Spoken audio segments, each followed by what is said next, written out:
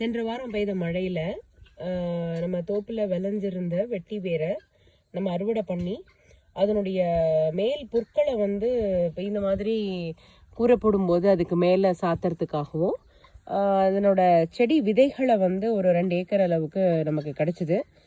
அது வந்து 2 ஏக்கரில் பயிர் பண்ணியிருக்கிறோம்.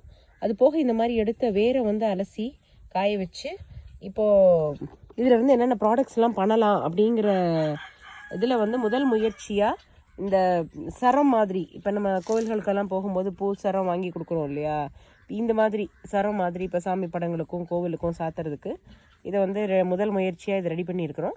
இது போக நம்ம அரைக்கிற அந்த மூலிகை சிகக்காயில் நம்மளுடைய வெட்டிவேர், நம்ம தோப்பில் விளைஞ்ச பூக்கள் இதெல்லாம் தான் யூஸ் பண்ணுறோம்.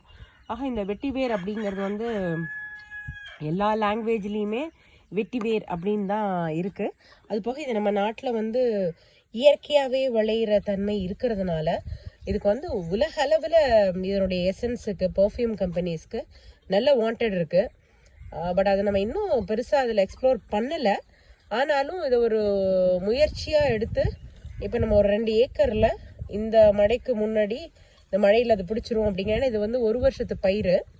ஆக இப்போ இந்த நம்ம மேலே நட்டோம் அப்படின்னா அடுத்த ஏப்ரலில் நம்ம அறுவடை பண்ணிடலாம். அந்த சம்மர் டைமில் நம்ம வந்து ஒரு கோடை மழை பெஞ்ச உடனே வந்து நம்ம ஹார்வெஸ்ட் பண்ணிடலாம். ஸோ யாருக்காவது சீட் வேணும் அப்படின்னாலும் நம்மக்கிட்ட இதை வந்து அணுகலாம். இல்லை இது வேறாக வேணும்னாலும் கேட்கலாம். இந்த மாதிரி ப்ராடக்ட்ஸாக பண்ணுறதுக்கு உங்ககிட்ட ஏதாவது ஐடியா இருந்ததுனாலும் நமக்கு சொல்லலாம்.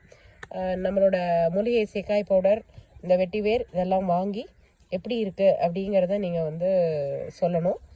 அடுத்த முறை அடுத்த இன்னொரு ப்ராடக்டோடு சந்திக்கிறேன்.